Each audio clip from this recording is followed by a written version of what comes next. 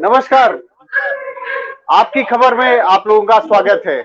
और आज जो हमारी डिस्कशन होने जा रही वह इस पॉइंट पे है कि बाबरी मस्जिद डेमोलिशन का जो वर्डिक्ट आया, वो सारे लोगों को पता है कि वर्डिक्ट क्या आया, लेकिन जो आज हमारी डिस्कशन होगी वह इस पॉइंट पे होगी कि वर्डिक्ट में किन पॉइंट्स को रेज किया कोर्ट ने, अपने वर्डिक्ट में किन चीजों को शामिल किया, उन कहना क्या था, किन चीजों को लिया गया और कैसे 32 जो उसमें एक्यूज्ड थे उनको कोर्ट ने कैसे बरी किया, क्या टिप्पणी की उस पे, इन सारे बिंदुओं पे हमारी चर्चा होगी।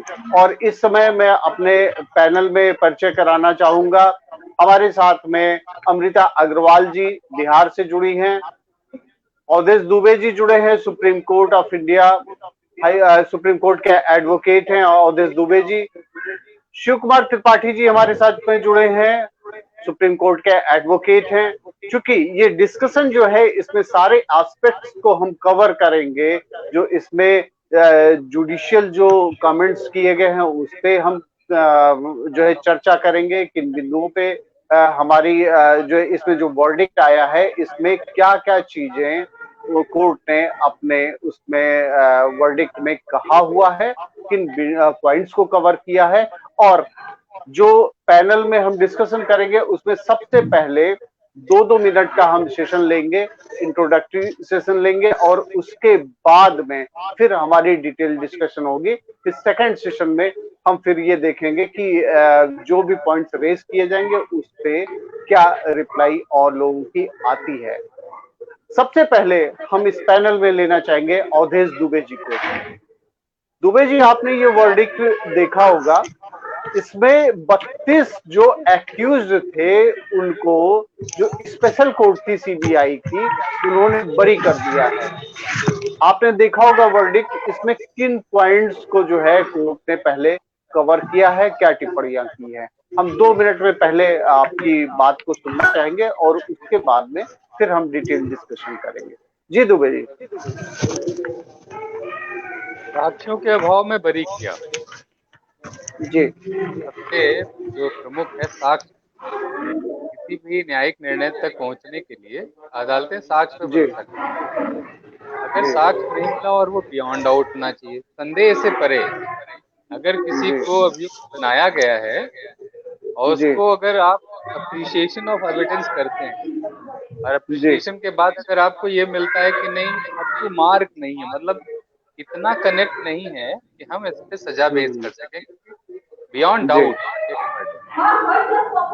17 साल से इन्वेस्टिगेशन चला, बहुत सी चीजें आई, बहुत से डॉक्यूमेंट्री एविडेंस आया, बहुत विटनेसेस ओरल एविडेंस लेके, बहुत से मटेरियल जी भी हैं एज एविडेंस, लेकिन सबको जब अप्रिशिएट किया जज साहब ने, तो उन्होंने ये देखा कि हम ऐसा कोई भी मटेरियल नहीं जिसमें बेस करके सजा दे सके, और इसलिए जी लिहाजा चीजें तो हुई, चीजें हुई, वो तोड़ा गया, बाबरी मस्जिद तोड़ा गया, तो ये जी उसमें कहा गया कि भाई ये स्पर ऑफ मूवमेंट में पब्लिक ने किया।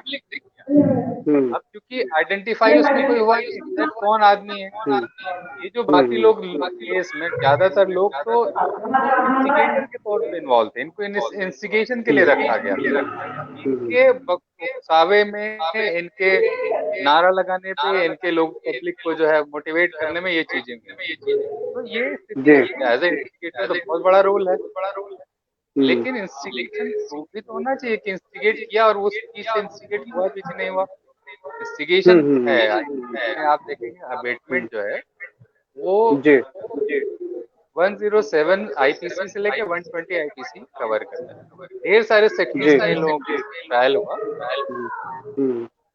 और किसी में भी ऐसी मैंने उसके कंटेंट नहीं मिले, जब तक कि स्पेसिफिक ऑफेंस के कंटेंट नहीं मिलेंगे, कंटेंट कनेक्ट नहीं होगा, क्योंकि सब्सटेंटिव ऑफेंस आईपीसी डिफाइन करती है, उस डिफिनीशन में नहीं आए, कवर नहीं हुए, और एविडेंसेस जो लीड किए गए, जैसे प्राइमरी एविडेंस है आपका, डॉक्यूमेंट्री एविडेंस कोई लेके आए, तो बहुत तो कोई ऐसा प्राइमरी एविडेंस था नहीं, जो चीजें थी वो प्रूफ के लेवल पे नहीं आ पाई, जो चीजें लगाई भी गई उनको एडमिट तो किया कि भाई ठीक है लेके आइए, लेकिन वो उस लेवल पे नहीं पहुंची कि वो चेन सर्कमस्टेंशियल एविडेंस का चेन क्रिएट कर सके। 50-55 तो पत्रकारों ने एफआईआर कराई थी कि हमारे सामान, हमको मारा पीटा गया, हमारे सामान छीन लिए गए, हमारा कैमरा छीन लिया, फोटो जी। हटा ली।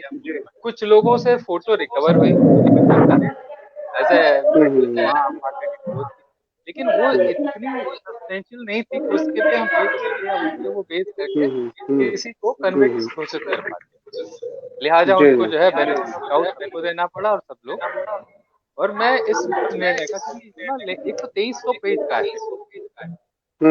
इनको पढ़ना, इनको समझना, क्योंकि अगर हम सीधे जजमेंट पे चले जाएं कि जजमेंट का ऑपरेटिव पोर्शन क्या है, तो आपने सुन लिया कि जी मतलब, जी लेकिन जजमेंट तक पहुंचने के लिए इतना जी 17 साल आपके तो पहले तो चले इन्वेस्टिगेशन, उसके बाद ट्रायल चला, कितने लोग तो बीच में ही मतलब स्वर्गीय हो गए और उनको फिर जो है समित कर दिया गया उनका मैटर अपडेट करने जी के लिए। ये आज जो जजमेंट है, मैं उसकी उस पे मटेरियल नहीं जाना चाहता, क्योंकि 2300 पेज में से मैं कुछ 100 पेज ही अभी पढ़ पाया हूँ एज ए जजमेंट में। जी ऑपरेटिव जी पोर्शन के अलावा मैंने देखा कि कैसी चीजें इस पे पड़ी हैं, क्या क्या चीजें आई। तो मैं अखबारी जो सूचनाएं हैं उन पे बहुत बेस करके नहीं बोलना चाहता। जी जी सही चीजें सही वो है। अपने हिसाब से वो चीजें करते हैं, मैनिपुलेट कर लेते हैं कभी कभी।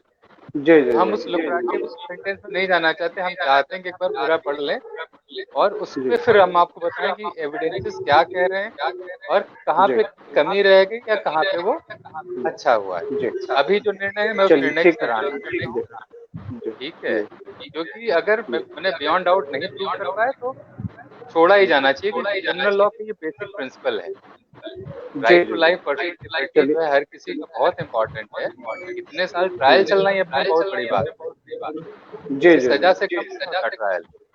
बिल्कुल आज सही बात। खुशी मनाई जा रही है, इस बात की खुशी है कि ये जो सजा है रोज रोज अपियरेंस वाली, उससे आदमी को मुक्ति।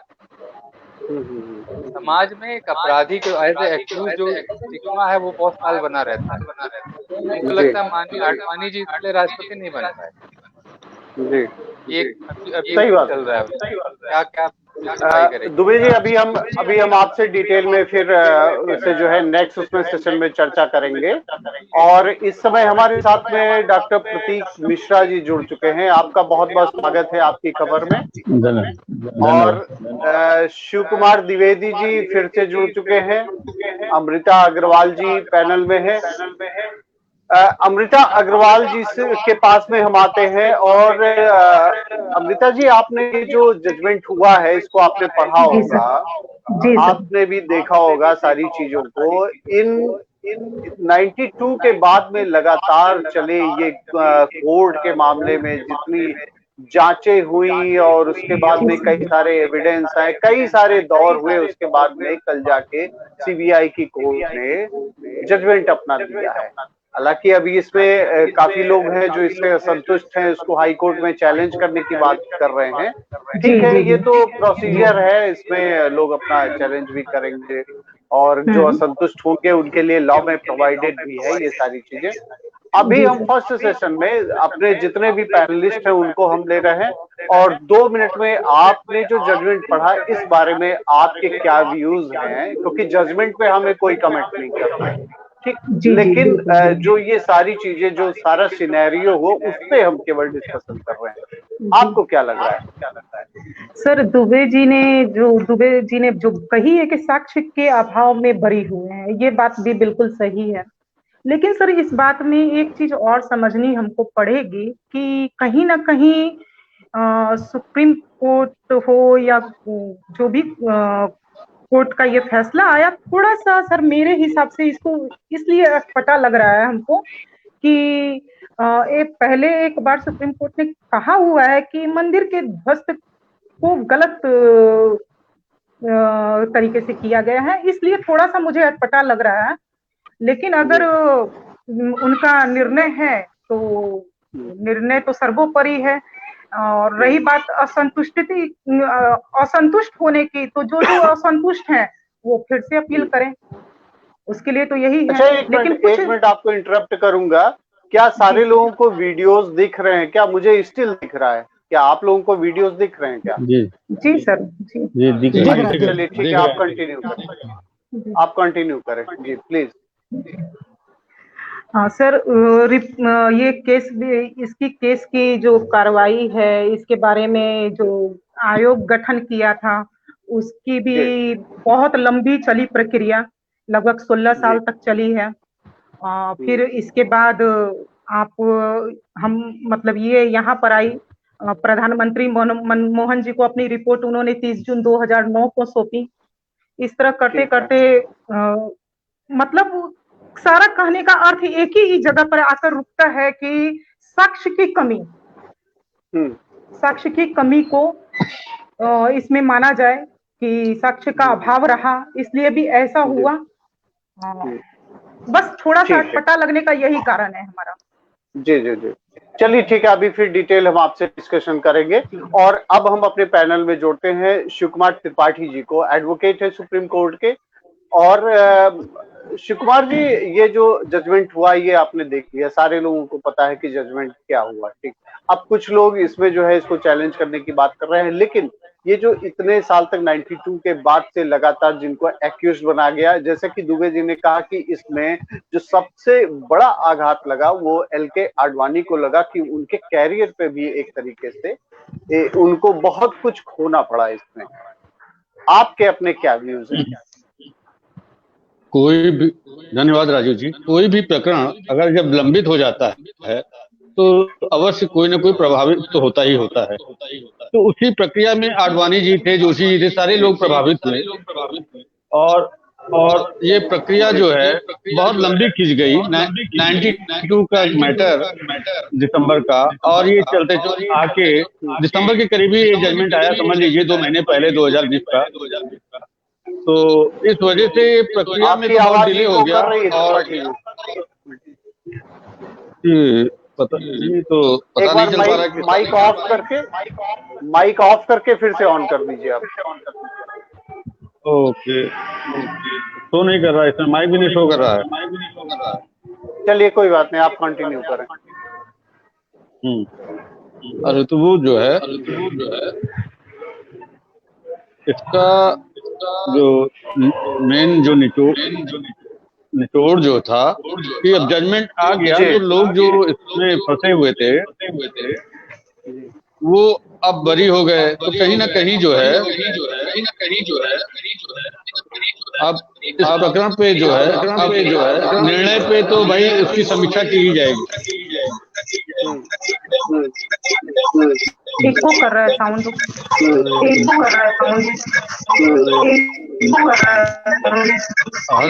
हेलो जी, आप एक बार डिस्कनेक्ट करके आप फिर से कनेक्ट करिए। आवाज आ रही है? आप डिस्कनेक्ट करके फिर से कनेक्ट करिए। हेलो जी, चलिए ठीक है, त्रिपाठी जी को अभी हम फिर से कनेक्ट कर लेंगे। इस समय हमारे साथ में है डॉक्टर प्रतीक मिश्रा। मिश्रा जी, आप कहाँ से जुड़े हैं? जी जी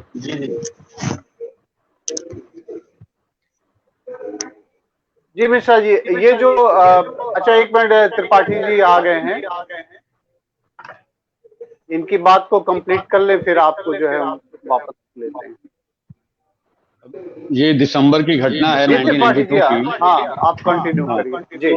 तो ये जो जजमेंट आया है इसमें करीब 49 लोग थे, जिसमें 17 की डेथ हो गई ऑन मैटर की जो सुनवाई के बीच में ही। 32 जो बचे उनके बारे में जो ये कल जजमेंट आया और उनको कोर्ट ने डिस्चार्ज कर दिया, बरी कर दिया पूरी तरीके से। लेकिन एक बात समझ में नहीं आई, क्योंकि अब न्यायालय का आदेश आ गया है तो उसको तो सभी को मानना है, या उसके खिलाफ समीक्षा करके आप आगे भी जा सकते जो भी हैं। लेकिन एक बात समझ में नहीं आई कि जो लिब्राहन कमेटी बनी थी, वो भी सुप्रीम कोर्ट के रिटायर्ड जस्टिस थे मनमोहन सिंह लिब्राहन जी। उन्होंने करीब 17 साल तो इसी में लगा दिए थे, और 17 साल में करीब 400 बैठकें की थी उन्होंने। और सारे जो भी एक्यूज भी बनाए गए थे सबको जो है उन्होंने सुना भी था। और उस समय उन्होंने जो सारी बातें सुनी थी, तो उन्होंने कहा था कि इसमें जो है आज जो है कोर्ट ने ये आदेश दिया था कि इसमें जो है कोई जो है तुरंत कार्रवाई हुई थी। तुरंत मतलब दिमाग में तुरंत आया, लोगों में इकट्ठे हो गए और वो सारी कार्रवाई कर दी। लेकिन लिब्राहन साहब ने जो कहा था कि जो है ये ऐसा नहीं, ये प्री प्लान्ड मैटर था। उन्होंने कहा कि हमने जो बैंक अकाउंट और सबके सारे चेक किए हैं जो उनकी रिपोर्ट में आया है, वो जो हम बता रहे हैं। उन्होंने कहा कि उसमें ये जो है कार सेवा तो पहले से प्री प्लान थी। हम ये नहीं कह सकते कौन इसमें इन्वॉल्व था, किसका दोष है क्या नहीं है, लेकिन उन्होंने कहा कि ये प्री प्लान था। और उन्होंने ये भी कहा, शायद अभी मैंने सुना है कि उमा भारती जी ने खुद भी एक्सेप्ट किया था कि मैंने ही ढांचा तोड़ने में जो है रोल किया। तो अब जहाँ पे 400 बैठकी हो, 17 साल की मीटिंग हुई और सारे लोग बुलाए गए हों, दो चीजें मेरी समझ में नहीं आई कि कोर्ट ने सीबीआई के तथ्यों को विश्वास में क्यों नहीं लिया, और जो प्रेस वालों ने या और जो मीडिया ने जो भी अपनी रिपोर्ट जो वीडियो सबमिट किए थे उसको संज्ञान में क्यों नहीं लिया। लेना चाहिए था, हो सकता है उसमें कमी हो, बाहर करना चाहिए, नहीं समझ में आता, लेकिन उन्होंने संज्ञान नहीं लिया जैसा मानना है। और उसमें ये भी आया, अभी तो मैं पूरा जजमेंट क्योंकि इतना बड़ा है, कोई पढ़ने में एक दिन में पढ़ नहीं सकता, ना बता सकता है। ऑपरेटिव पार्ट ही पढ़ा होगा जिसने भी पढ़ा होगा। लेकिन जो है मेन बात ये आई कि उसमें ये आई कि जो मीडिया की रिपोर्ट थी उसको एफएसएल उसमें नहीं भेजा नहीं गया। जो इन्वेस्टिगेशन में आया है कि उन्होंने अपनी रिपोर्ट को भेजा नहीं, जो है एफएसएल में कि उसकी रिपोर्ट आ जाए क्या है, कहीं हम लोगों ने भेजा ही नहीं है। तो ये सब सारी चीजें हैं। लेकिन अब जो भी निर्णय आया है, जो इतने साल से परेशान थे, जिनके ऊपर आरोप लग रहा था कि हम दोषी हैं, तो आज वो जो बरी हो गए, तो कम से कम 20 साल तो वैसे ही उनको हो गए, 20-25 साल से झेलते हुए प्रकरण को। हाँ, कई तो एक्सपायर भी कर गए। ये भी एक सजा ही थी उनको, अगर किया नहीं किया। लेकिन अब क्योंकि निर्णय आना जरूरी था, समय पर निर्णय आते आते इतना समय लग गया, तो ये भी बहुत ही अच्छी बात है कि समय पे आ जाना चाहिए, और पहले आ जाना चाहिए था जिससे कि कईयों का भविष्य जो दांव पे लगा हुआ था वो भी हो सकता करियर उनका बनता और वो आगे जाते उसका बेनिफिट मिलता। बहुतों का करियर इसी में ब्लॉक हो गया। सारी चीजों पे भी देना चाहिए, न्यायालय को भी समय रहते ही निर्णय करने में ध्यान देना चाहिए, ताकि उससे जो है। चलिए अभी फिर हम आगे अभी चूंकि और भी पैनलिस्ट को हमें फर्स्ट सेशन में अभी लेना है, 2-2 मिनट का हमने समय निर्धारित किया था। और अभी जो है हम पहले प्रतीक मिश्रा जी, डॉक्टर प्रतीक मिश्रा जी हमारे साथ में जुड़े हैं। आपको अगर आवाज आ रही है मेरी, तो आपका माइक जो है ऑफ जा रहा है, उसको ऑन कर लीजिए प्रतीक जी। हाँ जी जी बताएं सर। जी बताएं सर। आपको आ रही है मेरी आवाज? प्रतीक जी, आपको मेरी आवाज आ रही है क्या? आपकी आवाज मुझे अच्छे से नहीं आ रही है। अच्छा ठीक है, एक बार डिस्कनेक्ट करके आप कनेक्ट करिएगा। मेरे ख्याल से कुछ कहीं कनेक्टिविटी का इश्यू होगा आपका। और सारे लोगों को मेरी आवाज क्लियर आ रही है क्या? नहीं, इको होके आ रही है आपकी। इको होके आ रही है। इको हो रही है, लेकिन आ रही है आवाज पूरी। अच्छा,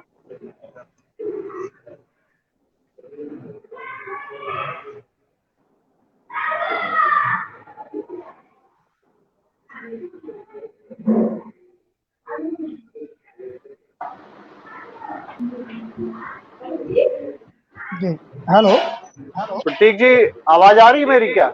जी मेरी आवाज आ रही है। क्या अभी भी इको कर रहा है क्या? इको कर रहा है। आपकी आवाज सर इको करके आ रही है, क्लियरिटी नहीं है। अच्छा, आवाज इको कर रही है।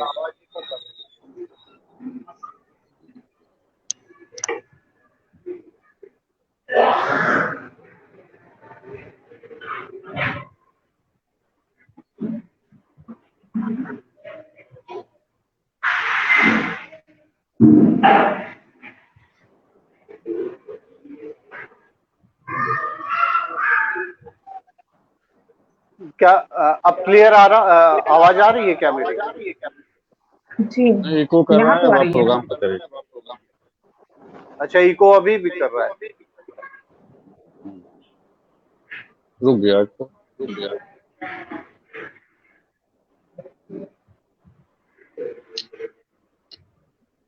चलिए ठीक है, कंटिन्यू करते हैं। प्रतीक जी अब बताइए, आवाज कैसी आ रही है? अभी भी इको कर रही है? नहीं, अब बताएं ठीक है। सर। अच्छा, चलिए ठीक है। प्रतीक जी आपने ये देखा होगा जो जजमेंट हुआ है, इस पे अभी जजमेंट पे हम नहीं कोई चर्चा कर रहे हैं, जी लेकिन अभी कई लोगों का कहना है, जी इसमें जी कई ऐसे पार्टीज हैं जो कह रहे हैं कि हम इसको चैलेंज करेंगे। ठीक है, उनका अपना आउटलुक है, वो चैलेंज करें और कानून में इस बात की जी जी व्यवस्था भी है। लेकिन जो इन सब के जी जी बीच में आफ्टर 92 जो भी सिनेरियो रहा, जो भी घटनाक्रम रहा, इसमें सरकारें बनी बिगड़ी, यूपीए के सरकार के बाद में एनडीए आई, लिब्रान कमीशन का तुरंत ही जो है गठन कर दिया गया, उसकी जांच जो है चलती रही। 17 साल बाद वो रिपोर्ट आई, उसके बाद में ये रायबरेली और लखनऊ और इन सब जगहों पे कोर्ट में सुनवाई होने के बाद में अल्टीमेटली लखनऊ की कोर्ट ने अब 32 लोगों को साक्ष्यों के अभाव में बरी कर दिया।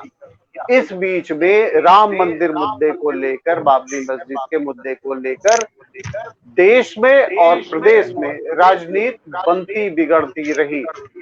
आपको क्या कहना है इस बारे में? क्यों इस के पीछे इतनी राजनीति होती रही?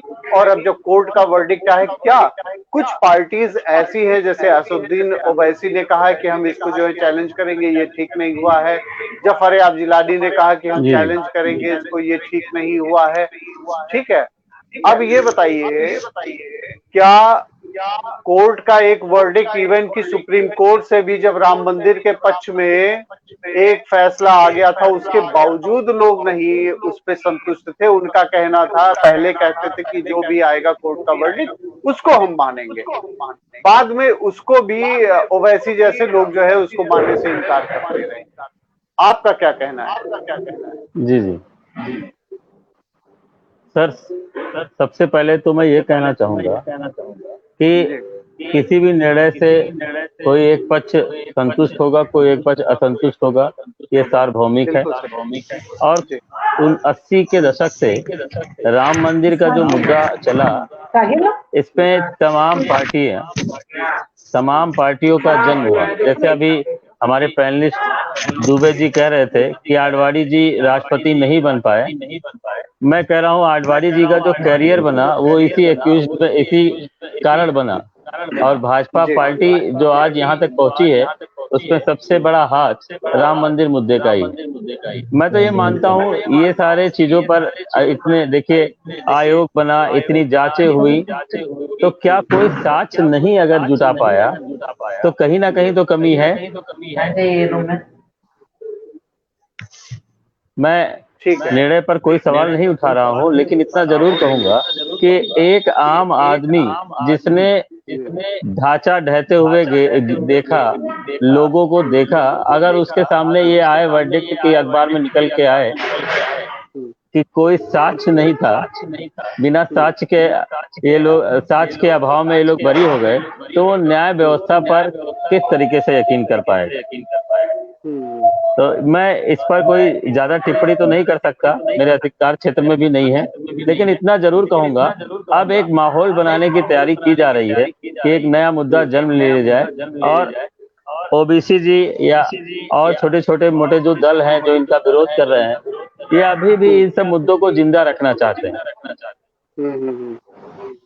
अब हमारे देश में इन सब मुद्दों का कोई अस्तित्व नहीं है अब, और आम जनमानस इन सब मुद्दों से थक चुका है। तो मैं यही कहना चाहूंगा, ये निर्णय जी जी जी अभी हम नेक्स्ट सेक्शन में फिर जो है आपको वापस लाते हैं। और अभी शिव कुमार द्विवेदी जी की बात नहीं आ पाई थी सामने। द्विवेदी जी, आपने देखा, सारे पैनलिस्ट को आपने सुन लिया, और इसीलिए सबसे लास्ट में आपको रखा गया था कि आप सारे लोगों की बातें सुन लें।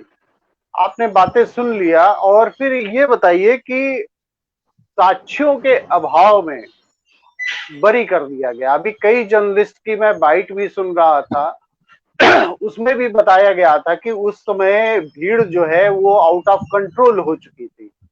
एक कमीशन बताता है कि वहां पे स्थितियां इस तरीके थी और उसमें कुछ लोग जो है उनके नाम सामने आए थे और उन्होंने एडमिट भी किया था।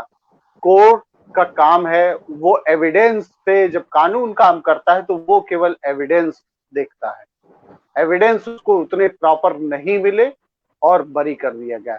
इस बीच में कई लोगों की मौतें हो गई और कई ऐसे कगार पे खड़े हो गए कि अब वो पॉलिटिक्स में एक तरीके से अब वो रिटायरमेंट के कगार पे। लेकिन कई ऐसे भी रहे जो इतने दिनों तक दंश को झेले, और जैसा कि डॉक्टर प्रतीक मिश्रा का कहना है, ये भी बात सही है कि इसी इशू पे राजनीति बनी और इसी इशू पे अगर भाजपा आई तो सबसे जो प्रचंड बहुमत मिला इसी इशू पे मिला। अब आप बताइए कि ये इतना लंबा ये खिस्सा चला गया, 17 साल जो है लिब्राहन कमीशन ने जांच किया, कोर्ट में इतने दिनों तक वो सारा मामला चलता रहा। आडवाणी जी इंतजारी करते रह गए और वो इसीलिए नहीं उनको कोई पद मिल पाया क्योंकि वो समय रहते बरी नहीं हो पाए थे। खैर, ये कोर्ट का प्रोसेस था, उसको बहुत हम लोग उस पर टिप्पणी भी नहीं कर सकते हैं, लेकिन और सारी बातों को आपने एनालाइज किया। इसमें जो सबसे इंपॉर्टेंट पॉइंट्स जो निकल कर आए, आपने अगर पढ़ा हो, इसमें जो टिप्पणियां थी वो हम जानना चाहते हैं कि टिप्पणियां आपने क्या देखा, उसमें क्या इंपॉर्टेंट पॉइंट्स क्या आपने देखा इसमें। जी, धन्यवाद राजू जी। सबसे बड़ी बात यह है कि जो विवादित ढांचा श्री राम मंदिर जो खंडहर के रूप में था, जो गिरा और उसको कुछ लोगों ने गिराया, ठीक है। तो यहाँ पर जो कल जो उसका निर्णय आया, जो कि रायबरेली कोर्ट ने इसकी सुनवाई करी, सीबीआई की विशेष अदालत ने, और उस पर जो एक निर्णय दिया सुरेंद्र कुमार यादव जी ने, मैं उसके कुछ पॉइंट्स हाईलाइट करना चाहता हूँ। सबसे पहले मैं अपने जो पैनलिस्ट हैं अवधेश दुबे जी, मैं उनसे बिल्कुल सहमत हूँ। उन्होंने बड़े ही स्तरीय आधार पे बोला कि भाई साक्ष्य का अभाव था तो कोर्ट ऐसा डिसीजन देगी, बिल्कुल सही है, तो इसको सबको पचाना चाहिए। अभी हमारी बहन जो अमृता जी है, उन्होंने एक शब्द का प्रयोग किया, क्योंकि बहुत तो न्यायालय के अगल बगल जा नहीं सकती हैं, तो उन्होंने एक शब्द का प्रयोग किया कि जब राम मंदिर का निर्णय आया 9 नवंबर 2019 को, तो उसमें कहा गया कि ढांचा गिराना एक अपराध था। बिल्कुल हम सहमत हैं। और कल हमारे रणदीप सुरजेवाला ने भी एक बात कही कि साहब ढांचा गिरवाना अगर क्रिमिनल ऑफेंस था, तो मैं सिर्फ इतना पूछना चाहूंगा कि सुरेंद्र यादव ने भी तो यही कहा कि ढांचा अराजक तत्वों ने गिराया, जो गलत है, लेकिन साक्ष्य के अभाव में इनको छोड़ा जा रहा है। क्यों छोड़ा जा रहा है? जिस दिन ये कार सेवा हुई थी राजीव जी, मैं बताना चाहूंगा, वो कार सेवा सुप्रीम कोर्ट की निगरानी में हुई थी। सुप्रीम कोर्ट से परमिशन लेकर के विश्व हिंदू परिषद ने ये आंदोलन चलाया था, और वहां पर सुप्रीम कोर्ट ने ये नहीं कहा था कि आपको 10 लोगों के साथ रहना है कि 20 लोगों के साथ रहना है कि 3 लाख के लोग साथ रहना है। वो जनता अपने आप आई थी, वो संख्या। उसके बाद में ये पूरे कार्यक्रम की जो देखरेख करनी थी, वो आपको बता दूं, तेज शंकर जो मुरादाबाद के जज हुआ करते थे, वो सुप्रीम कोर्ट के प्रतिनिधि के रूप में उस दिन वहां उपस्थित थे और पूरी निगरानी रख रहे थे। अब मैं बताता हूं आपको कि कैसे साक्ष्य का अभाव नहीं आया। जो मैंने जहां तक पढ़ा है, मैं उन्हीं को बात कर रहा हूं। उसमें एक सबसे बड़ी स्वदेश कुमार का उसमें एक नाम है, जो कि सीबीआई के गवाह है, स्वदेश कुमार जी। उन्होंने सीधे सीधे ये कहा, सुरेंद्र कुमार जी के जजमेंट में है, स्वदेश कुमार जी ने कहा कि वहां भीड़ आक्रामक हो रही थी। 12 बजे तक सब कुछ शांत था, जो लिब्राहन आयोग भी बोल रहा था। 12 बजे के बाद जय श्री राम के नारे लगने प्रारंभ हुए, मंच से भाषण प्रारंभ हुए। तो उस समय चूंकि इन लोगों ने कोर्ट में एफिडेविट दिया था कि साहब कोई दंगा नहीं होगा, और इसी को देखते हुए अशोक, ये सुरेंद्र कुमार जी कह रहे हैं, मैं नहीं कह रहा हूं, समझिए, जजमेंट की बात कर रहा हूं। सुरेंद्र कुमार जी कह रहे हैं कि अशोक सिंघल, मुरली मनोहर जोशी, उमा भारती, रितंबरा जी और बड़े नेता जितने भी थे, विष्णु हरि डालमिया, बहुत से लोग तो वहां थे ही नहीं जिनका नाम है उसमें, समझिए आप। तो उन लोगों ने ये कहा, बगल में ही सरयू मैया है, उन्होंने कहा सरयू मैया के पास जाइए और 2 मुट्ठी क्या नाम है, ये जजमेंट की बात कर रहा हूँ, कि 2 मुट्ठी आप बालू लेकर के आइए और वहां पर प्रतीकात्मक रूप में चढ़ाइए। ये इसलिए कहा गया कि दोनों हमें से कोई हाथ खाली ना रहे कार सेवकों का, और कोई उपद्रव ना हो, और वो जो विवादित राम मंदिर है, मतलब राम मंदिर का जो ढांचा था, वो गिरे ना। मैं उसको बाबरी मस्जिद नहीं बोलता, क्योंकि वो राम मंदिर था, सदियों से था। जब ना इस दुनिया में ना ईसाइयत थी, ना इस दुनिया में इस्लाम था, तब हमारा राम मंदिर था। तो कुल मिला के वो बाबरी मस्जिद तो नहीं था, तो कुल मिला के राम मंदिर था। तो राम मंदिर पे जाके प्रतिमात्मक बालू डालना था उस पर, लेकिन वहीं पर कुछ अराजक तत्व भड़क गए और जाकर के उन्होंने विरोध करना प्रारंभ किया कि हर बार कार सेवा कराओगे, और उन्होंने रोकने का प्रयास किया, उनको भी डंडे पड़े। ये सुरेंद्र जी लिखते हैं, सुरेंद्र यादव जी अपने जजमेंट में। और उसके बाद में जो फोटोग्राफ्स है जिसकी अभी हमारे ऑनरेबल जस्टिस हाँ जी जी ऑनरेबल जस्टिस सॉरी। और अभी हमारे जो त्रिपाठी जी बोल रहे थे कि साहब लिब्राहन आयोग तो कह रहा था कि वहां उत्तेजना भड़काई गई, षड्यंत्र में शामिल थे। बिल्कुल साहब त्रिपाठी जी आपने सही कहा था। तो ये स्वदेश कुमार कहाँ से पैदा हो गए। दूसरी चीज आपको बताता हूँ कि इसमें एक और टर्निंग पॉइंट है। जब आप जाएंगे पृष्ठ संख्या 2084 पे, 2500 पन्ने का जजमेंट है, जब 2084 पे जाएंगे तो वहां मतलब माननीय न्यायाधीश जी ने एक शब्द का प्रयोग किया कि आपने पाक का एंगल क्यों नहीं लिया। और आपको बताऊं कि पाक का एंगल इसलिए बात होती है, उस समय के जो गृह सचिव थे प्रभात कुमार, उन्होंने एक नोट जारी किया था जिसमें उन्होंने कहा था कि उधमपुर, जम्मू कश्मीर के उधमपुर से पाकिस्तान की आईएसआई एजेंसी के लोग 100 लोग अब तक कार सेवक बन के जा चुके हैं और वो डायनामाइट से ढांचे को गिरा सकते हैं, जिस पर 5 दिसंबर को हाई लेवल की मीटिंग की गई। और एम नारायणन, अभी मैं बात बताता हूं, त्रिपाठी जी की बात है यहाँ पर। अभी जो एम नारायणन जो कि इसके इन्वेस्टिगेशन ऑफिसर थे, अब उनका भी उसमें उदाहरण है 2084 पेज पे। वो एम नारायणन से पूछते हैं कि आपने जो इन्वेस्टिगेशन किया तो क्या आपने पाक एंगल पे किया। उन्होंने कहा साहब नहीं किया। तो उन्होंने कहा क्यों नहीं किया। फिर उन्होंने एम नारायणन से पूछा, ये जजमेंट की बात कर रहा हूं। एम नारायणन ने कहा कि जब मैंने इन्वेस्टिगेशन किया तो जितने नेताओं का नाम उसमें है चार्जशीट में, वो ना तो 1, 7, 5, 6 दिसंबर से पहले बैठे, ना एक टाइम पे, ना एक दिन में, ना एक तिथि पे, और ना ही राम मंदिर जैसे विषयों पर इन्होंने कोई चर्चा करी। इसका मतलब है कि ये लोग उस षड्यंत्र में नहीं थे। हम ये नहीं कह सकते षड्यंत्रकारी थे। दूसरा, वो तोड़ते हुए नहीं थे कहीं पर, और ना उसका रहे थे। उसके बाद में मैं एक चीज को यहाँ पर और भी कोट करना चाहूंगा, मतलब यहाँ तक तो हम पहुंचे।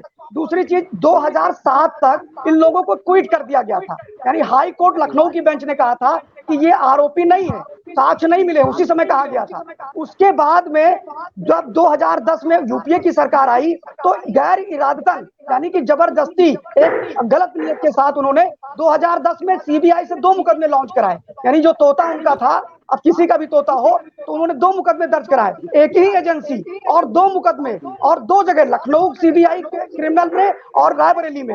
और ये मामला फंस गया और 2010 से 2017 तक सुप्रीम कोर्ट में फिर जाना पड़ा कि भाई आखिर इन्वेस्टिगेशन कौन करेगा, मुकदमा कौन चलाएगा। तब सुप्रीम कोर्ट ने कहा कि एक ही एजेंसी है, एक ही अभियुक्त है, एक ही मुद्दा है, इसलिए इसको रायबरेली कोर्ट देखेगा। फिर रायबरेली कोर्ट ने सुनवाई किया और आज इस निर्णय पे पहुंची कि साक्ष्यों का अभाव था। तो इसमें बहुत हो हल्ला नहीं मचाना है, क्योंकि कार सेवा ही बहुत ही सुचिता नैतिकता पूर्ण तरीके से हुई थी। हाँ, गिरा कोई तो गलत है, या तो 2010 का मुकदमा गलत है, और या तो फिर जो कार सेवा में गिरा वो गलत है। अब ये आप और हमें तय नहीं करना है, ये जनता तय कर लेगी क्या है क्या नहीं। ठीक ठीक, चलिए अभी नेक्स्ट सेशन में फिर आपके पास में आएंगे। और अवधेश दुबे जी है हमारे साथ में, क्योंकि ये कोर्ट का सारा इशू है और इस वजह से दुबे जी के पास में हम आते हैं। दुबे जी, आपने सुना शिव कुमार द्विवेदी जी ने जिन सारी बातों को उठाया जो है, हम इसमें केवल चूंकि ज्यादा टिप्पणी इसमें नहीं कर सकते, इसलिए हम आपके पास में आ रहे हैं कि इसमें जो जजमेंट हुआ है अब क्या हो सकता है आगे। देखिए, इन्होंने जो भी बताया श्री द्विवेदी जी ने, मैं बहुत ध्यान से सुन रहा था, बहुत बढ़िया बताया इन्होंने। जितना इन्होंने उसको पढ़ा है, जितनी चीजें समझी है, और जिस तरीके से इन्होंने खुद अप्रिशिएट किया, एनालाइज किया उन चीजों को, बहुत बढ़िया है।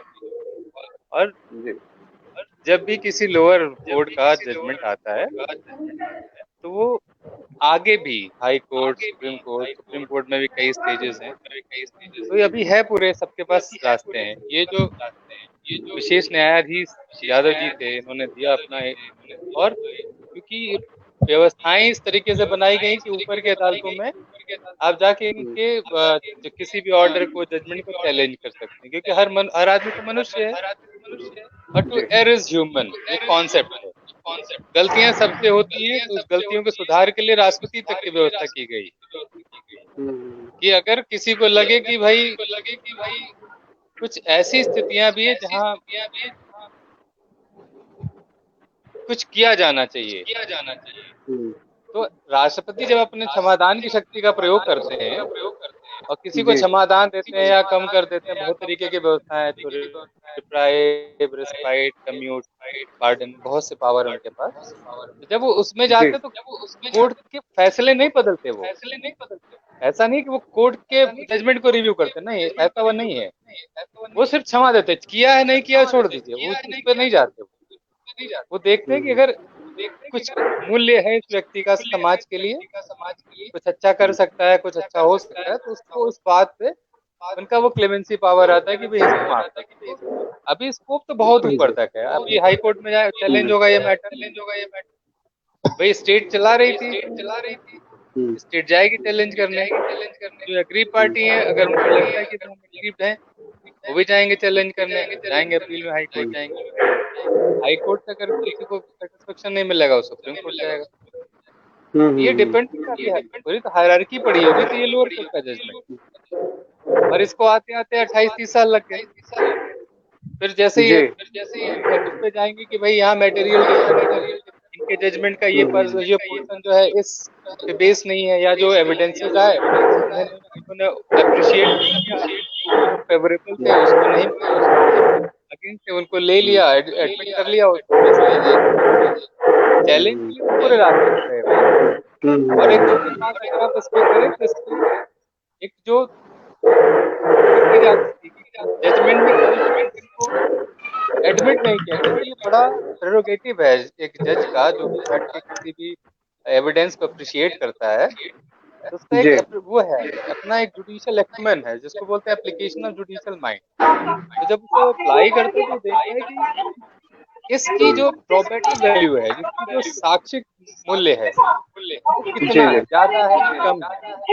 और क्योंकि सिविल केसेस में आप देखते हैं कि भाई एक प्रोबेबिलिटी बेस्ड है, अगर ऐसी संभावना है कि जो बैलेंस ऑफ इंटरेस्ट इधर झुक सकता है तो झुक जाता है।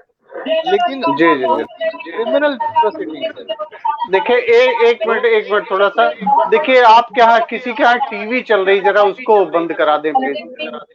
मेरे यहाँ नहीं चल रही टीवी, किसके यहाँ चल रही? हमने तो साहब बंद जी कर रखी है बताइए। टीवी। जी चलिए, अब सही है जी। मैं ये कह रहा था कि क्योंकि विचारण दो तरह के हैं, एक सिविल है, क्रिमिनल है, इन्हीं पे पूरी जुडिशरी चलती है। कोई भी मैटर दो कॉलम में आता है, सिविल और क्रिमिनल में। सिविल का मैंने अभी आपको बताया कि ये प्रोबेबिलिटी पे चलता है, 51% अगर एक तरफ हो गया तो जजमेंट आ जाएगा, फेवर में जजमेंट आ जाएगा। लेकिन अच्छा, एक क्रिमिनल लॉ बड़ी इंटरेस्टिंग चीज है इसमें, जी बताएं। बहुत ही इंटरेस्टिंग चीज है इसमें कि जस्टिस एसके यादव एडिशनल मुंसिफ मजिस्ट्रेट भी थे 92 में अयोध्या में। मैं क्षमा चाहूंगा, रोक रहा हूँ जी राजीव जी, मैं क्षमा चाहूंगा, रोक रहा हूँ। जस्टिस नहीं है ये जज है जी। हाँ, ये जो सेशन कोर्ट तक की जो हायरार्की है, जी जी जी जी जी जुडिशियल हायरार्की है, आप उसको ऐसे देखेंगे कि मजिस्ट्रेट एक तो एग्जीक्यूटिव मजिस्ट्रेट भी होता है, फिर second class magistrate, first class magistrate, CJM या सीएमएम, असिस्टेंट सेशन जज, एडिशनल सेशन जज और सेशन जज। ये जो है, जो विशेष न्यायाधीश सीपीआई हैं या अभी रिटायर हो गई है, तो इनका जो स्टेटस है जुडिशरी के हायरार्की में, जो जस्टिस हाई कोर्ट से शुरू होता है, चूंकि हाई कोर्ट के नहीं है, इनको हम जस्टिस लगाएंगे तो जो जस्टिस का जो डेफिनेशन है उसमें नहीं कवर होता। जस्टिस के लिए बैठे थे, जस्टिस कर दिया इन्होंने। जस्टिस एक एंड है, एक सोसाइटी बेस्ड है जस्टिस पे। हमारा जो धर्म का जो सिद्धांत है, धर्म ही न्याय था, और धर्म अपने में मीन्स और एंड्स दोनों है। यानी आप देखेंगे विधि व्यवस्था किस बात के लिए? न्याय के लिए। जो असली हमारा, तो अभी जो आपने इसमें जो क्रिमिनल प्रोसीडिंग देखी, जो अप्रिशिएशन ऑफ एविडेंसेस हैं, वो उन्होंने by application of judicial mind उन्होंने वो जजमेंट दिया है। वो मनुष्य हैं, गलतियां हुई होंगी, नहीं हुई होंगी, हाई कोर्ट देखेगा, सुप्रीम कोर्ट देखेगा। हमारे आपके लिए किसी भी अदालत के निर्णय का सम्मान ही सर्वोपरि है, और तब तक सम्मान करेंगे जब तक वो उलट नहीं जाता। उलटने के बाद भी ऐसा नहीं कि हम मान करने जा रहे हैं। हमको ये मानना है कि अगर किसी ने उस निर्णय तक 2300-2400 पन्ना लिखना सामान्य बात नहीं है, सामान्य बात 30 साल, हाँ बिल्कुल, इतने बड़े लिब्राहन आयोग, और 17 साल तो इन्वेस्टिगेशन चला है। मटेरियल्स बहुत हैं, जो प्रदर्श देखेंगे आप, तो बहुत जी हैं, उनको भी अप्रिशिएट करना। छोटे मोटे मामले में तो 10-20 साल तो ऐसे ही लग जाते हैं जुडिशरी को। जी जी इतने सही। लेखना है कि रोज एक जी एप्लीकेशन लगा के आप इसको टालते रहिए, टालते रहिए, टालते रहिए।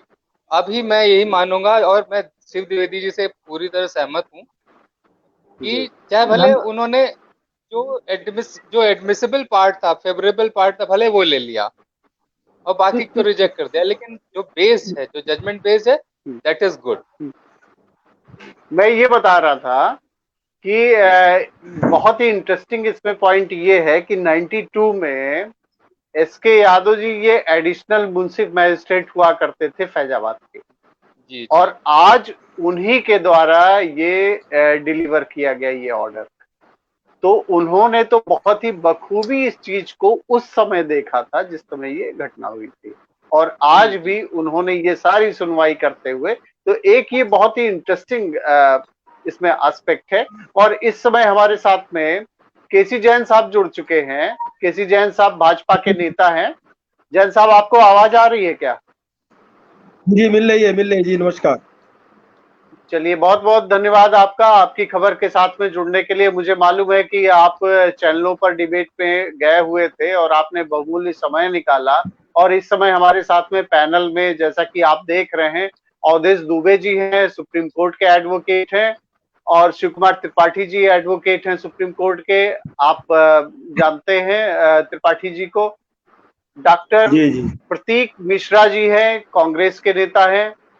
शिव कुमार द्विवेदी जी को आप उनसे कई बार इंटरेक्ट कर चुके हैं। जैन साहब भाजपा के नेता तो हैं ही, दुबे जी और त्रिपाठी जी मैं बताना चाहूंगा ये एडवोकेट भी हैं लखनऊ में। तो ये भाजपा के साथ में ये जो लीगल पार्ट है, इसको भी, हमारा जो एक लीगल का इश्यू चलता है उसमें भी आते रहते हैं। और कई जो आपकी खबर के व्यूअर्स हैं उनको हम कई तरीके से जो है जैन साहब का उनका पार्टिसिपेशन रहता है आपकी खबर के साथ में। जैन साहब, आप उस समय मौजूद थे या जब जी जी कोर्ट ने ये कल वर्डिक्ट दिया, तो ये हम तो सारे लोग पढ़ रहे हैं और आप तो वहां पे मौजूद थे। तो ये जी बताइए, जी वहां जो लीगल एस्पेक्ट पे तो दुबे जी ने काफी कुछ बता दिया, द्विवेदी जी ने काफी बहुत कुछ जो है पढ़ के उन्होंने बता दिया। उस समय माहौल क्या जी। था, आप वहां पे मौजूद थे? देखिए राजीव जी, पहली बात तो ये कि जितने भी उसमें अभियुक्त बनाए गए थे, बाबरी मस्जिद विध्वंस मामले में जितने भी आरोपी बनाए गए थे, सबके अंदर जो है एक कॉन्फिडेंस था, एक कॉन्फिडेंट थे सब लोग कि देखिए हम लोगों ने अगर कार सेवा की है, भगवान राम का काम किया है। पहली बात तो ये कि न्यायालय का निर्णय बहुत ही अच्छा निर्णय है, सर्वमान्य निर्णय है, न्यायालय का सब लोग सम्मान करते हैं, सब चीज ठीक है। लेकिन वास्तव में न्यायालय ने जो निर्णय दिया, सारे तथ्यों को देखते हुए तो निर्णय आया है। निर्णय के बाद जितने भी भारतीय जनता पार्टी के लोग हैं, जितने भी कार सेवक लोग हैं, जो भी कार सेवा किए हैं, जो भी उसमें जिनके परिवार के लोग वहां पर शहीद हुए हैं, सबके अंदर एक गर्व का अनुभव है। एक बहुत ही अच्छा निर्णय आया है और सबको भरोसा था। देखिए विभूषण शरण सिंह का भी उसने, आपने वर्डिक्ट सुना होगा कि उन्होंने क्या कहा कि हम लोग कॉन्फिडेंट थे कि भगवान राम का काम किया है, अच्छा काम किया है और कहीं पे कुछ गलत नहीं किया। हम लोग कोई मस्जिद तोड़ने में, उसको गिराने में वहां पे हम लोग नहीं थे। हाँ ये जरूर है कि ये जो काम वहां पर हुआ, अगर आज वहां पे का मंदिर बन रहा है तो ये भी गलत है। अगर मस्जिद गिराना गलत था, वो सब आरोपी है, तो भगवान राम का आज मंदिर बन रहा है, तो ये हर्षोल्लास का विषय कैसे हो सकता है? तो कल भी जितने भी कार सेवक थे, वो भी भारतीय जनता पार्टी के उसमें नेता थे, साधु संत थे। साधु संत तो किसी पार्टी, किसी धर्म विशेष से बने नहीं है। जो भी उसमें आरोपी थे और जितने लोग बरी हुए हैं, तब भी उनके लिए गर्व का विषय था, आज भी उनके लिए गर्व का विषय है। और भारतीय जनता पार्टी, राष्ट्रीय स्वयंसेवक संघ और जितने भी कार सेवक थे वहां पर, उनके लिए कल भी और गर्व का विषय था, आज भी गर्व का विषय है। फिर एक सवाल उठता है कि आपने कोर्ट में ये क्यों नहीं कहा कि हम आरोपी हैं, हमने गिराया उसको, तब तो आप बचते रहे। ये भी सवाल उठता है। तो ये बात सही भी है कि वहां पे जितने लोग आरोपी बनाए गए, उसमें से कोई भी एक भी इंच हटाने में, एक इंच प्लास्टर गिराने में, उनमें से किसी का कोई हाथ नहीं रहा। यहाँ पे घटनाक्रम क्यों वैसा है राजीव कि अगर मेरे पास मेरा मोबाइल है और वो आप उठा ले गए अपने घर में रख ली, तो उसको हमने बिना किसी, हमको पता गया कि वो आपके पास है, वो मोबाइल हम गए और आपके घर से, मुझे पता है ये मेरा मोबाइल है, हमने देखा मेरा मोबाइल आपके घर में रखा है, हम वापस उठा लाए, तो क्या हुआ? न्यायालय की दृष्टि में अपराध है, लेकिन व्यवहारिक दृष्टि में अपराध नहीं है। न्यायालय की दृष्टि में इसलिए अपराध है कि बिना पूछे हम आपके घर में घुसे और आपका, और जब मोबाइल आपने चोरी कर लिया तो आपका हो गया, उसको हम वापस ले आए तो हमने भी चोरी की। लेकिन वास्तविकता ये है, व्यवहारिक दृष्टि से ये है कि जब मस्जिद गिराई गई, उनको को जो जब मस्जिद गिराई गई वो तो उसमें सब दोषी आ गए, लेकिन जिस समय भगवान राम की जो जन्मभूमि है, जो जिसपे 500 सालों से कहीं ना कहीं जो अराजक तत्व है वो अब तक काबिज थे, वो अराजक तत्व नहीं है, उनको सजा कौन देगा? वहां पे पूजा पाठ करने से जिन लोगों का अब तक, उनको सजा कौन देगा? मंदिर वहां पर था, रामलला वहां विराजमान थे, रामलला के दर्शन करने पर रोक थी, उनको सजा कौन देगा? ताला खुलता है, ताला बंद होता है, फिर ताला खुलता है, फिर मूर्ति रखी जाती है, फिर प्रवेश मिलता है, फिर रोक लगती है। ये सारा जो घटनाक्रम है, इसको रोकने तो घटनाक्रम में जितने दोषी हैं, इनके खिलाफ मुकदमा कब चलेगा? इनको दोषी कब माना जाएगा? जब भगवान राम के मंदिर का न्यू पूजन हो गया है, राम मंदिर बन रहा है, राम मंदिर बनना सही है, ये सुप्रीम कोर्ट का वर्डिक्ट का जो निर्णय आ गया कि वहां पे भगवान राम की भूमि थी, वहां मुझे बनना चाहिए, तो मस्जिद तो नाजायज गलत थी, नाजायज थी, उसको हटा दिया गया, इसमें कौन सा अपराध? कोई अपराध नहीं। और जो कार सेवा, चलिए, उन लोगों को सही बात बताने का काम माननीय लाल प्रसाद आडवाणी जी ने, माननीय कल्याण सिंह जी ने, साध्वी उत्तमरा ज्योति ने, और कुछ साधु संत थे जो भी उसमें राजनेता थे, उन लोगों ने जागरूक करने का काम किया। और जागरूक करना कोई पाप नहीं है, कोई अपराध नहीं है, इसलिए ये सारे लोग बरी हुए। न्यायालय का निर्णय बहुत अच्छा निर्णय है, हर्षोल्लास का विषय है। हम लोगों ने कल मिठाइयां भी बांटी, खुशियां भी मनाई, और जो महापुरुषों पे एक तरीके का दाग लगा था, उस दाग को धुलने का काम इस निर्णय ने किया है। इस न्यायालय को साधुवाद, और जिस प्रकार से निर्णय है, पूरे देशवासियों को, करोड़ों करोड़ हिंदुओं को इसके लिए बहुत बहुत बधाई। चलिए ठीक है, अभी हम फिर से आपके पास में वापस आते हैं और शिव कुमार त्रिपाठी जी को पहले हम पैनल में लेते हैं। त्रिपाठी जी, बड़ी देर से आपकी बात सुन रहे थे। त्रिपाठी जी, ये जैन साहब चूंकि वहां मौजूद थे, इन लोगों ने मिठाइयां भी बांटी, हर्षोल्लास का विषय है, वर्डिक्ट पर खुशी जताई।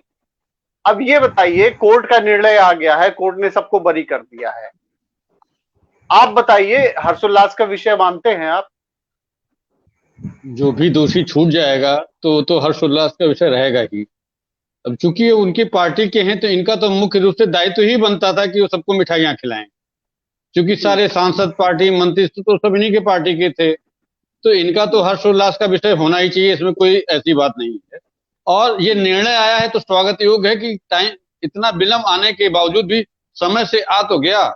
हमें तो लगा कि आडवाणी जी के रहते ही आ जाते। देखिए, उसमें एक अभियुक्त पहले अटल जी भी बनाए गए थे, शायद उनसे भी पूछताछ हुई थी, लेकिन तो वो तो बेचारे नहीं रहे, मरहूम। तो 17 ऐसे थे जो मरहूम हो गए, शायद उनके समय में आ गए होते। बहुतों को तो हो सकता है कि शायद इसी के उसमें तनाव में डेथ हो गई हो या कुछ भी हो गया हो। तो हम तो चाहते थे कि ये और पहले आ गया होता, कोर्ट को बरी करना था या सजा देनी थी, पहले आ गया होता तो शायद निर्णय समय से आ गया होता, तो और राहत की बात होती। क्योंकि जो थे, इनको तो लोग रोज, देखिए किसी के साथ कोई मुकदमा चलता है तो क्या कह रहे हैं, तो जो भी है, कुछ कह रहे हैं क्या? नहीं, देखिए शिव कुमार जी, आपकी डेथ हो गई, ये एक तरीके के ये अच्छे शब्द नहीं है, ये असंसदीय भाषा है, कोई तनाव नहीं था। मतलब आप नहीं समझे, आप ये कैसे नहीं कह सकते हैं, ये आप नहीं बता सकते ना, आपने मेडिकल रिपोर्ट देखी ना मैंने देखी है। संभावनाओं की बात दूसरी है। जैसे साक्ष्य की कमी में दोषी, सुनिए, जैसे साक्ष्य की कमी में दोषी जो भी एक्यूज से छूट गए, तो आप जो है साक्ष्य के अभाव में आप भी बता सकते हैं। अच्छा, एक मिनट जैन साहब, वो त्रिपाठी जी को बात कर लेने दीजिए, अभी फिर आप जवाब दीजिएगा। त्रिपाठी जी, एक बात बताइए, हिस्ट्री में ये दर्ज है इतिहास में ये दर्ज है कि बाबर हाँ। एक आक्रांता था, एक विदेशी आक्रांता था, उसने आकर यहाँ पे मंदिर को तोड़ा, ठीक है। और उसका जो कभी भी पार्टी जो है और ये जो रूलिंग में इतने दिनों तक रही, कभी भी उसकी भर्त्सना नहीं की कि बाबर ने जो किया था गलत। कितने अजीब सी बात है ये कि एक विदेशी आक्रांता आता है, लोगों का कन्वर्जन कराता है तलवार के बल पे, और आज वही लोग भारत में खड़े होके और फिर ऐसे व्यक्ति की पैरवी करते हैं जो यहाँ पे आके उसने जितना भी जो कुछ भी अत्याचार हो सकता था उसने किया। क्या उसकी भी निंदा होनी चाहिए कि नहीं, मैं ये जानना चाहता हूं। लुटेरा हमेशा लुटेरा ही रहेगा ना। लुटेरे को तो आप ये नहीं कह दो कि साधु हो गया, तो इसको तो कोई नहीं कहेगा कि वो आक्रमणकारी था तो वो साधु था, हमारे यहाँ आ गया था। वो तो लूटने तो उसके नाम पे अगर उसके नाम पे अगर कुछ किया गया तो फिर आज बात नहीं सुनिए, आप सुनिए, बात ये नहीं है कि बाबरी मस्जिद वो तो जो भी ढांचा था गिरा टूटा जो भी हुआ, लेकिन जो लोग कह रहे हैं कि हमने ढांचा तोड़ा और कोर्ट में कह रहे हैं नहीं तोड़ा, ये दो मापदंड हम नहीं समझ पाए आज तक। कि अगर आप कहना तो कोर्ट में भी कहना चाहिए था, कोर्ट सजा ही दे देती तो आप झेल लेते ना। आप दो तरीके की बात क्यों करते हैं? कोर्ट में जाके दूसरी बात कि हमने नहीं तोड़ा, हमारा कोई रोल नहीं था, बाहर आते हो आप फिर कहते हो कि ढांचा हमने तोड़ा, हमारे स्वाभिमान का प्रतीक था। ये कैसा स्वाभिमान है कि आप जो बोल नहीं सकते कोर्ट में? स्वाभिमान तो था, कोर्ट में भी कहते। जैसे शहीद भगत सिंह थे तो उन्होंने कहा कि गोली मैंने चलाई सैंडर्स पे, मैंने फलाने को मारा, मैंने धमाके को किया।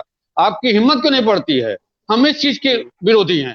आप कह रहे कि अगर ढांचा टूटा तो हम भी कह रहे हैं ढांचा टूटा तो अच्छा किया, तो आप कोर्ट में भी तो कहो।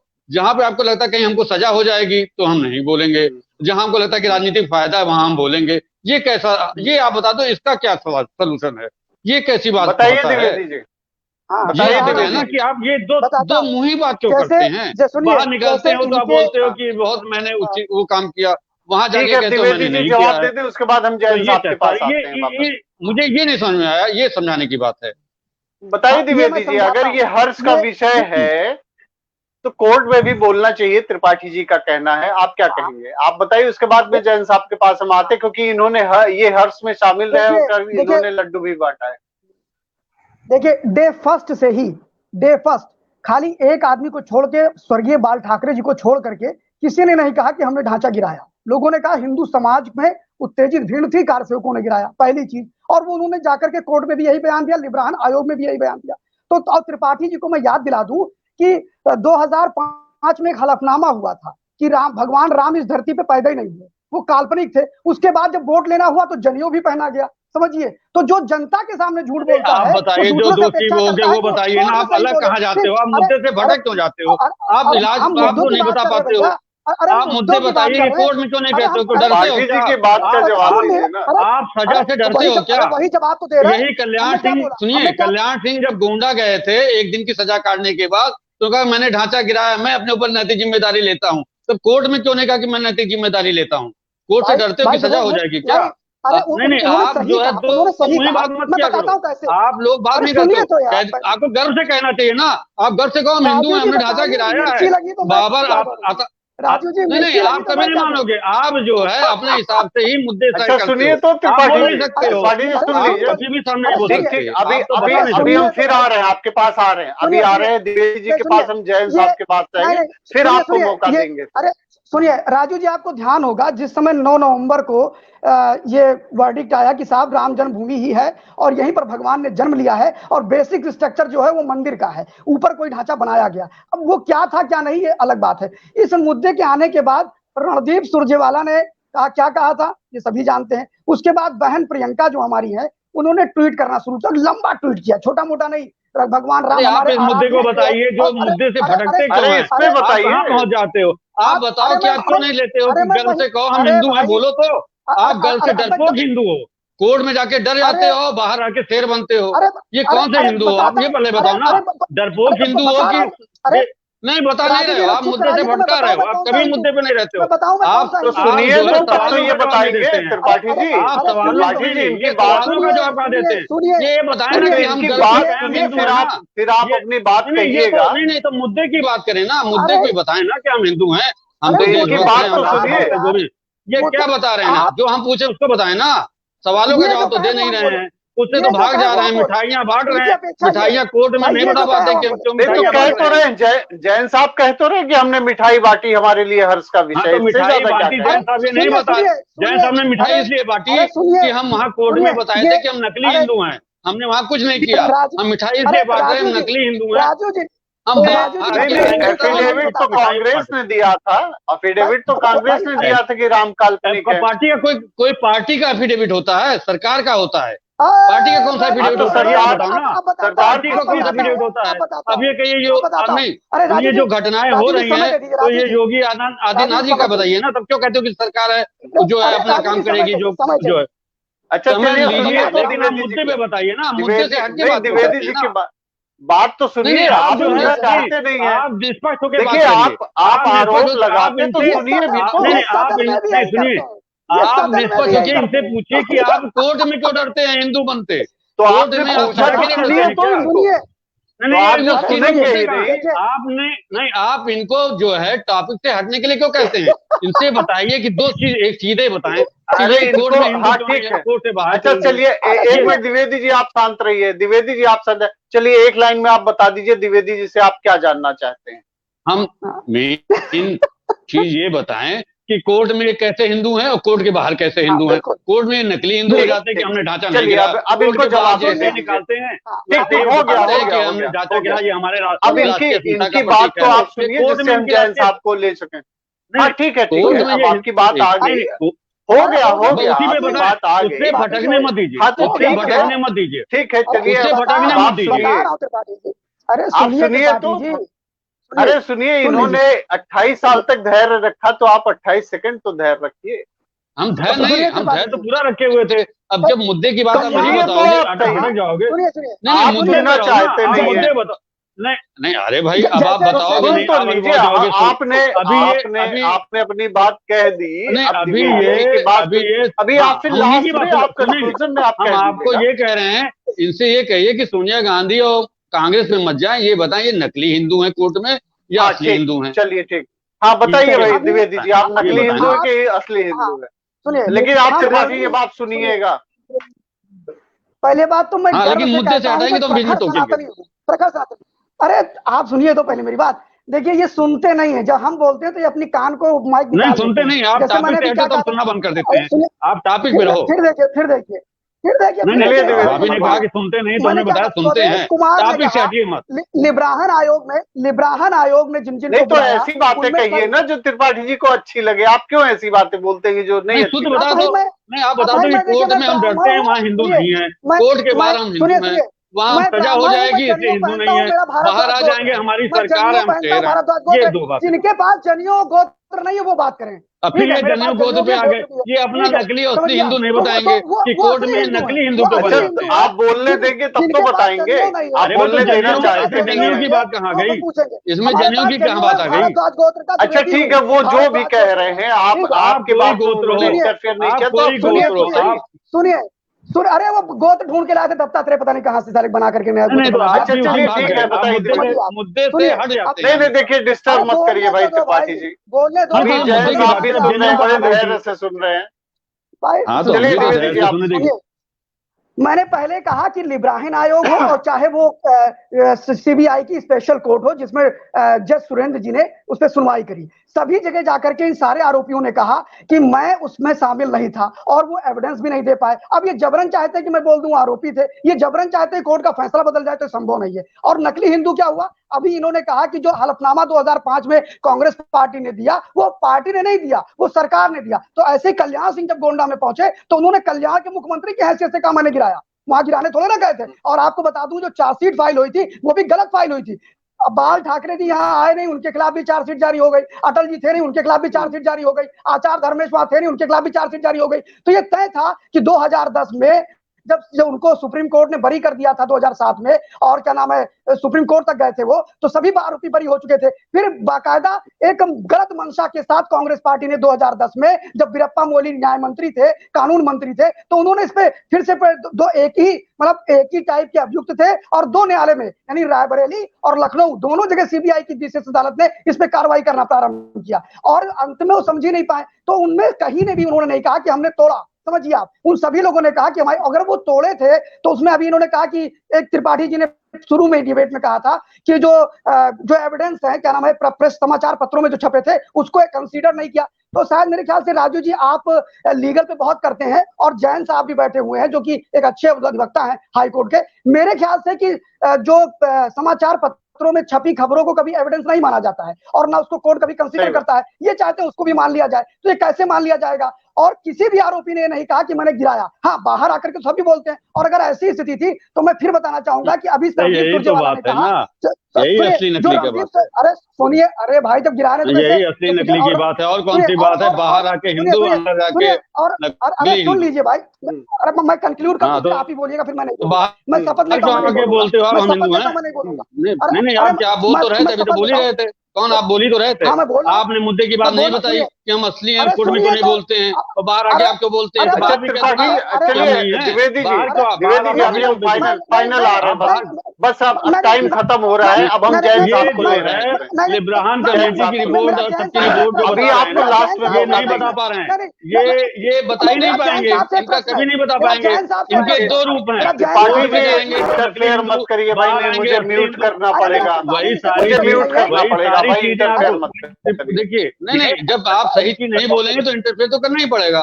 और आप जो दो तरीके की बात आ गई, बात आ गई। नहीं, बात कहाँ की, बात तो दूसरे की आ रही थी, इनकी बात का तो जवाब नहीं देंगे। अच्छा ठीक है, जैन साहब आ रहे हैं, जैन साहब आ रहे हैं, जैन साहब आ रहे हैं, उसके बाद में त्रिपाठी जी आएंगे, फिर राजू जी, राजू जी देखो, इनका ये पता नहीं पाएंगे और बार बार टोकेंगे। अब जैन साहब को भी नहीं बोलने इनको बोलने दीजिए। आप टाइम जो है, आप टाइम देखिए त्रिपाठी जी, आप बात समझिए। अब ये जैन आप साहब अपना भी टाइम लेते हैं, नहीं सुनिए तो, आप अपना भी टाइम लेते हैं, दूसरे के टाइम में भी आप इंटरफेयर करते हैं। मैंने नहीं लिया, बोल लेने दीजिए, सुनिए तो, आपने कहा, सुनिए मेरी बात सुन लीजिए, मैं तुरंत चुप हो गया था। मेरी बात सुनिए आप, और उसके बाद में जब आपका टर्म आए तो आप फिर खूब बोलिए ना, जितना आपका टाइम स्लॉट रहे आप नोट करते जाइए, आप खूब बोलिए, लेकिन आप दूसरे के उसमें जो है इंटरफेयर मत करिए। एक्चुअली होता क्या है, एक्चुअली होता क्या है, नहीं टाइम सबको बराबर मिलता है। अभी आपके पास में हमारे एक मिनट बस सुनिए, अब एक सुनिए, एक मिनट लीजिए, बराबर समय दीजिए। हाँ चलिए, बराबर एक मिनट अब हम ले रहे हैं। सुनिए, एक मिनट जैन साहब आएंगे, फिर एक मिनट आप आएंगे, फिर एक ही मिनट जैसे ही एंड होगा द्विवेदी जी का, उसके बाद में सेशन कंक्लूड कर देंगे। अब जैन साहब को देखिए, जो है आपने पैनल से जैन साहब कहाँ चले गए? द्विवेदी जी बोलने नहीं दिया, द्विवेदी जी ने बोलने नहीं दिया, मैं तो चुप हो गया। चलिए ठीक है, मैं चुप हो गया तुरंत। नहीं, अब आप ही एक मिनट में बोल लीजिए, जैन साहब को हम बाद में जब आएंगे तब बुलवा लेंगे। द्विवेदी जी बोले, जैन साहब बोले, फिर मैं बोलूंगा। चलिए, अरे हम नहीं तो जैन साहब चले गए हैं, जैन साहब चले गए हैं। हाँ जैन साहब आ गए हैं, एक मिनट।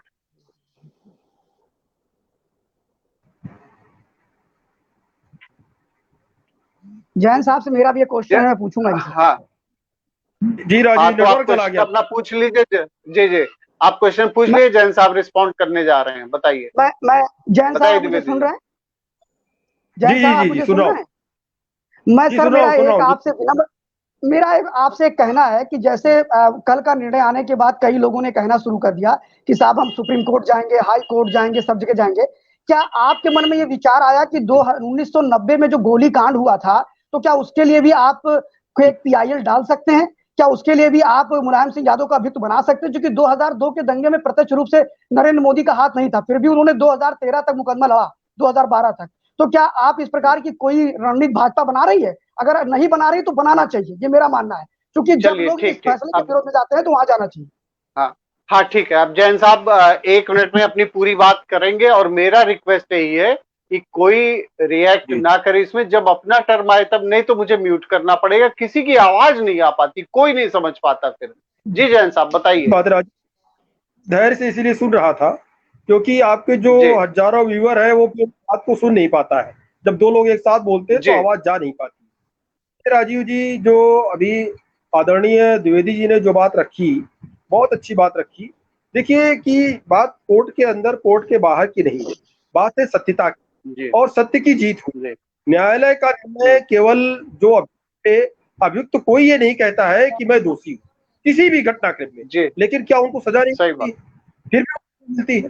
चलिए, इस मामले में आप हिंदुत्व गैर की बात कर रहे हैं त्रिपाठी जी, ठीक है, लेकिन जो 302 के मुलजिम है, जो जो 307 के मुलजिम है, क्या वो ये कहते हैं कि हमने इसको गोली मारी, हमने ये किया? वो भी नहीं कहते। लेकिन क्या वो बच जाते हैं? नहीं बचते हैं। वो सजा से वो तब भी नहीं बचते। लेकिन ये जो निर्णय आया है, वहां पर जो भी चश्मदीद थे, जो भी अधिकारी थे, धारा 144 वहां पे लागू थी, डीएम एसडीएम जो वहां के तत्काल थे, और भी जितने अधिकारी थे, उन सारे लोगों के साक्ष्य लिए गए। लगभग 9,900 लोगों के साक्ष्य उसमें लिए गए थे, और 9,900 लोगों में से करीब करीब 300 से 400 लोगों के बयान कोर्ट ने दर्ज किए, और उन बयानों के आधार पर, उनकी गवाहियों के आधार पर जो है न्यायालय ने निर्णय दिया है। तो ये कहना कि आप अंदर कुछ कहते हैं बाहर कुछ कहते हैं, इसका तो कोई मतलब ही नहीं है, वो सेकेंडरी चीज है। बात ये बाइज्जत बरी हुए हैं। एक तो जो बात आपने कही, सवाल आपने त्रिपाठी जी से किया कि एक आक्रांता जो एक बाबरी मस्जिद थी और यहाँ पर पैदा हुए थे, यहाँ पैदा भी नहीं हुए। उनके नाम से बाबरी मस्जिद का मतलब वो भी उस जगह पर जहाँ भगवान राम की जन्मभूमि है। अगर भगवान राम जहाँ पर जन्मे थे, जन्मभूमि पे अगर मंदिर नहीं बनेगा तो कहाँ मंदिर तो क्या बनेगा? भारत में मंदिर नहीं बनेगा तो कहाँ बनेगा? सही हो गया, सब कुछ अपना दे दिया, लेकिन कम से कम भगवान की जन्मभूमि को तो छोड़ दीजिए। भगवान की जन्मभूमि को तो रहने दीजिए। हम लोगों के पूजा पाठ के लिए, हम लोगों की भावनाओं का इतना तो सम्मान करें। और हमें लगता है कि जाति और धर्म में ना पढ़ करके भारतीय संस्कृति का सम्मान करते हुए, भारत देश की भूमि का सम्मान करते हुए, हर एक पार्टी को इस निर्णय का स्वागत करना चाहिए कि भगवान राम को भूमि पे अधिकार मिला और वहां पे आज मंदिर बन रहा। चलिए ठीक, अब चूंकि हमारा टाइम लिमिट खत्म हो गया है, त्रिपाठी जी आपने सारी बातें सुन ली, 1 मिनट में आपको जो भी बातें कहनी है आप कह दें पूरी। ये निर्णय जो आ गया वो तो निर्णय तो सबको स्वागत करना चाहिए। जो भी निर्णय कोर्ट देती है, एक जज देता है, अपने जो है न्यायिक जो उसकी सोच होती है उसके आधार पर वो अपना निर्णय देता है। हम उस निर्णय के खिलाफ नहीं है, हम उस सोच के खिलाफ हैं कि जो 2 रूप है उस 2 रूप के खिलाफ हैं। मैं भी भक्त हूँ, आप भी भक्त हैं, सारे लोग भक्त हैं, और सभी चाहते हैं कि हमारे यहाँ रामचंद्र जी की पूजा हो, हनुमान जी की पूजा हो, सभी चाहते हैं। कौन नहीं चाहता है? कौन हिंदू नहीं चाहता है? लेकिन वो जो छद्म हिंदू का रूप है उसके हम बहुत बड़े विरोधी हैं। आप एक जगह आके कहते हो कि हम जो है एक जगह आप आते कहते हो कि हम जो है असली हिंदू हैं, दूसरी जगह आप उसी हिंदू के बारे में आप जाके वहां कहते हो हम हिंदू की बात नहीं, हमने कुछ किया नहीं। तो आप में कैसी नैतिकता है? ये आप ये कह रहे थे। देखिए अब ऐसे में तो देखिए ऐसे में तो सवाल यही उठ खड़ा होगा कि चुनाव के समय राहुल गांधी अपना जनेऊ दिखाने लगते हैं, गोत्र बताने लगते हैं, तो सवाल तो फिर वही खड़ा हो जाएगा। अरे तो चुनाव में जो भी है चुनाव में अच्छा बुरे का निर्णय होता है ना। चुनावी या तो आप कह दो कि हम ये चुनावी कह रहे हैं, हम वहां पे वास्तव में हिंदू नहीं है। आप जब राहुल गांधी को कहते हो तो आप अपने को पहले सिद्ध करो ना कि हम असली हिंदू हैं। आप क्यों 2 रूप बता रहे हो? राहुल गांधी नहीं है हिंदू तो आप तो हो, आप तो अपने को पेश करो कि हम तो कोर्ट में भी कह रहे थे, गर्व से हमने कहा कि हमने ढांचा तोड़ा है, हमारे यहाँ सारी सेना तोड़ी है। वहां पे आप क्यों पीछे हट जाते हो? वो जहाँ हिंदुत्व वहां पे क्यों आपका नहीं आता है? हिंदुत्व केवल आपकी आम पब्लिक को देख के आता है, जहाँ की सरकारें वहां हिंदुत्व आता है। हिंदुत्व आपको आना चाहिए। हमारा हिंदुत्व हर जगह है। अगर हम कोर्ट में भी जाएंगे तो वहां भी हिंदुत्व रहेंगे। बाला साहब ठाकरे का उदाहरण दिया द्विवेदी जी ने कि उन्होंने कहा मैंने ढांचा तोड़ा है, तो उन्होंने कहा तो आप में ये क्षमता क्यों नहीं आती है? आप क्यों नहीं बोल पाते हो कि मैंने ढांचा तोड़ा, मैं भी हिंदू हूँ? कोर्ट में बोलना चाहिए। बाला साहब तो अभी तक नहीं डरे, कभी मनते तक तो नहीं डरे, वो तो अपने को हिंदू बताते थे। तो आप ऐसे कैसे अपने को क्यों नहीं पेश करते हो? मेरा कहने का औचित्य ये है कि अगर आप उदाहरण किसी का देते हो तो आप उसको भी फॉलो करो। पवन पांडे थे, उन्होंने हमेशा कहा कि हमने तोड़ा है, तो आप उस चीज को कहो। उन्होंने कहा उनको साल भर वो भगे भी रहे, उससे बहुत चीजें हुई, तो क्या इसके मतलब ये थोड़े नहीं है? हमारा यही कहने का मतलब है, हिंदू वोट के लिए आप हिंदू हो, और जो कोर्ट में जहां पे आपको सजा होना हिंदू के नाम पे हो, तो आप जो कह दो कि मैं हिंदू नहीं हूँ। आप उस समय भी कहते कि ढांचा मैंने तोड़ा है, हमारी सारी संगठन ने तोड़ा है। ठीक है, आपकी बात आ गई ना पूरी, आपकी बात आ गई, आप पूरा टाइम मिल गया ना आपको। चलिए अब ठीक है, आप चूंकि टाइम हमारी एक्सीड कर गई है। नहीं, आपका पूरा टाइम दिया गया, इसीलिए मैंने कह दिया था कोई इंटरफेयर आपको ना करे। द्विवेदी जी, आप मैं ये 1 मिनट में कंक्लूड कर दीजिए। बस मैं 1 मिनट द्विवेदी जी, बोलूंगा, आप अपनी बात। हाँ, मैं क्षमा के साथ चाहूंगा त्रिपाठी जी भी डिस्टर्ब ना करे।